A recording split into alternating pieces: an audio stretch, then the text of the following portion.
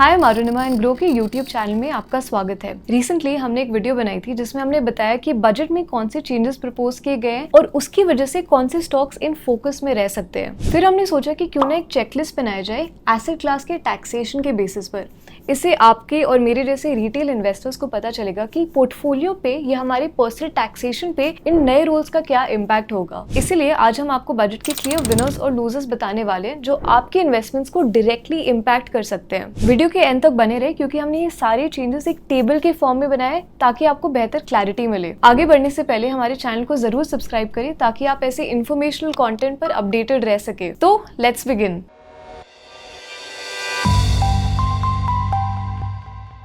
Let me start with the question, क्या आप में से कभी किसी ने गोल्ड बाय किया है?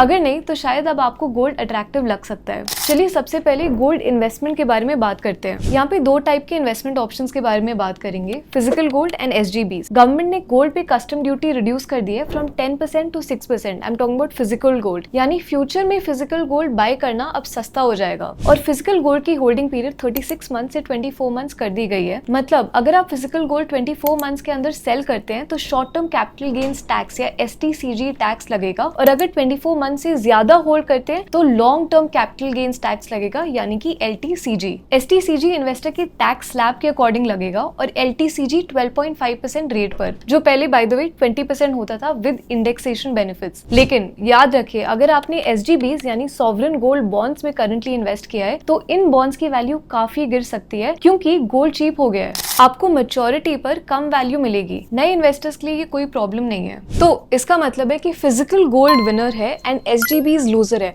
दोनों को हमने टेबल पे डाल दिया है। नेक्स्ट एसेट क्लास है NPS या नेशनल पेंशन स्कीम। NPS एक रिटायरमेंट स्कीम है और इस स्कीम में दोनों एम्प्लॉयर और एम्प्लॉय कंट्रीब्यूट करते हैं। अगर एक पब्लिक सेक्टर एम्प्लॉयर सैलरी का 14% कंट्रीब्यूट करता है तो उसके एम्प्लॉय को उतना टैक्स एग्जेम्पशन मिलता है। लेकिन एक प्राइवेट सेक्टर एम्प्लॉय के लिए ये एग्जेम्पशन सिर्फ 10% तक था, बट इस बजट में इस लिमिट को बढ़ाकर 14% कर दिया गया है। मतलब अब एक प्राइवेट सेक्टर एम्प्लॉय भी ज्यादा बेनिफिट ले पाएगा। मतलब NPS भी क्लियर विनर है, तो इसको भी हमने टेबल पे डाल दिया है। सबसे बड़ा झटका लगा है इक्विटी और म्यूचुअल फंड इन्वेस्टर्स को। तो स्टॉक्स के बारे में नेक्स्ट बात करते हैं। गवर्नमेंट ने इक्विटी शेयर्स पे हुए short term capital gains tax यानी STCG के टैक्स को 15% से बढ़ा के 20% कर दिया है, सीधा 5% ज्यादा। और तो और long term capital gains tax LTCG पर भी 12.5% का टैक्स कर दिया है 10% से। हालांकि जो पहले 1 लाख रुपीज पर ईयर का LTCG एग्जेम्पशन लिमिट था वो अब 1.25 लाख कर दिया है। इक्विटी शेयर्स की होल्डिंग पीरियड में कोई चेंज नहीं है। 12 मंथ से ज्यादा होल्ड करने पर LTCG लगेगा। और तो और गवर्नमेंट ने STT यानी सिक्योरिटीज ट्रांजैक्शन टैक्स को भी बढ़ा दिया है। ऑप्शंस के लिए ये टैक्स है 0.0625% से 0.15% हो गया है और फ्यूचर्स के लिए ये 0.0125% से 0.02% हो गया है। इसके अलावा अब बायबैक के थ्रू जो आपको इनकम अर्न होगी वो डिविडेंड्स की तरह टैक्स होगी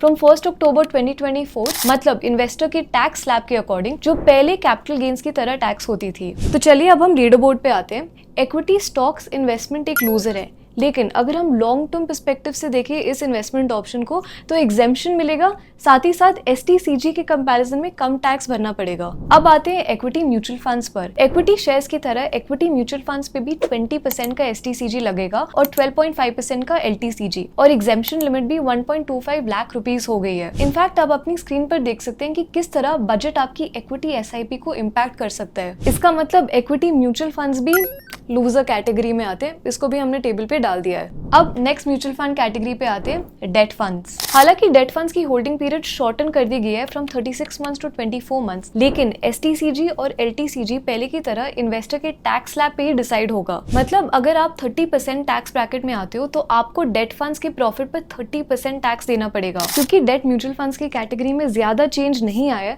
इसको भी हम विनर कैटेगरी में डाल देते हैं। अब म्यूचुअल फंड्स की बाकी कैटेगरीज के बारे में बात करते हैं। दूसरे फंड जैसे equity and hybrid FOF, gold funds और ओवरसीज FOF, उनका होल्डिंग पीरियड भी 24 मंथ्स हो गया फ्रॉम 36 मंथ्स। इन फंड्स पर STCG टैक्स रेट सेम रहेगा स्लैब रेट्स के अकॉर्डिंग, और LTCG टैक्स रेट होगा 12.5% जो पहले इन्वेस्टर के टैक्स स्लैब पर होता था। तो एनालिसिस के हिसाब से क्लियरली ये कैटेगरीज विनर है, तो हमने इनको टेबल पे डाल दिया है। आप अपनी स्क्रीन पर न्यू रेट्स और होल्डिंग पीरियड देख सकते हैं। अब बात करते हैं अदर एसेट्स की। यहाँ पर अदर एसेट्स मतलब unlisted shares, immovable property like real estate, unlisted bonds and debenture debentures and even gold. In assets के लिए LTCG 12.5% कर दी गई है फ्रॉम 20%, लेकिन STCG स्लैब रेट पर ही लगेगा। इस बजट में गवर्नमेंट ने लिस्टेड सिक्योरिटीज और अनलिस्टेड सिक्योरिटीज की होल्डिंग पीरियड चेंज कर दी है। अगर आप लिस्टेड सिक्योरिटीज को 12 मंथ्स तक होल्ड करते हो तो आपको STCG देना पड़ेगा, और अगर 12 मंथ से ज्यादा होल्ड करते हो तो LTCG। अदर एसेट्स जैसे अनलिस्टेड शेयर्स, गोल्ड और रियल एस्टेट, इनकी भी होल्डिंग पीरियड रिड्यूस करके 24 मंथ्स हो गई है। मतलब अगर आप इन एसेट्स को 24 मंथ्स तक होल्ड करते हो तो आपको STCG लगेगा, और 24 मंथ से ज्यादा होल्ड करते हो तो LTCG। तो क्या ये एसेट्स विनर्स हैं? शायद नहीं, क्योंकि गवर्नमेंट ने इन सब एसेट से इंडेक्सेशन बेनिफिट हटा दी है। मतलब अगर इन्फ्लेशन से इन एसेट्स की वैल्यू कम हुई है तो अब आपको इसका फायदा नहीं होगा। ये उन एसेट्स के लिए जो 1 अप्रैल 2001 के बाद लिए गए हैं। सबसे ज्यादा ये रियल एस्टेट इन्वेस्टर्स के लिए एक शॉकिंग न्यूज है। No indexation benefit actually tax liability को बढ़ा देगा, इवन व्हेन LTCG 20% से 12.5% हो गया है। इसका एग्जाम्पल आप अपनी स्क्रीन पर देख सकते हैं। तो रियल एस्टेट विनर्स और लूजर्स? वेल, टैक्स रेट तो कम कर दिया, लेकिन इंडेक्सेशन बेनिफिट भी हटा दिया।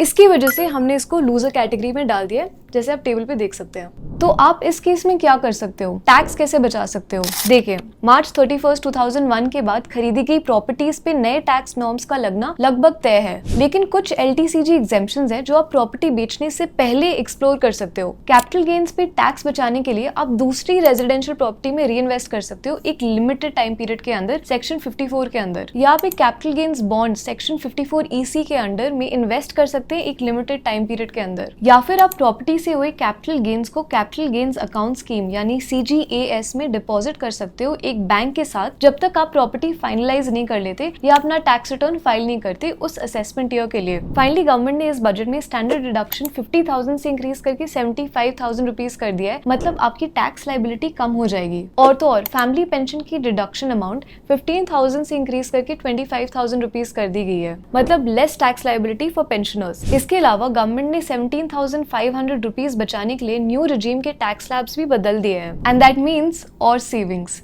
इस बजट का एक इंपॉर्टेंट लेसन ये है कि आप अपने एसेट एलोकेशन को फिर से इवैल्यूएट करें। इसका मतलब ये है कि अगर आपकी इन्वेस्टमेंट्स अलग अलग एसेट क्लासेस जैसे स्टॉक्स, बॉन्ड्स, रियल एस्टेट और गोल्ड में है तो उसे रिव्यू और जरूरत पड़ने पर एडजस्ट करें, ताकि आप अपनी इन्वेस्टमेंट स्ट्रैटेजी, फाइनेंशियल गोल्स और टैक्सेशन के साथ अलाइन रहे। और इसका बेनिफिट ये होगा कि आपकी इन्वेस्टमेंट स्ट्रैटेजी, टैक्सेशन और फाइनेंशियल गोल्स अलाइंड है। तो आप इस बजट से खुश है या डिसअपॉइंटेड, हमारे साथ कॉमेंट्स में जरूर शेयर करें। और हाँ, अगर आपको ये वीडियो पसंद आई हो तो चैनल को जरूर सब्सक्राइब करें और हमारे वीडियो को जरूर लाइक करें। This is Arunima Rao signing off. मिलते हैं अगले वीडियो में।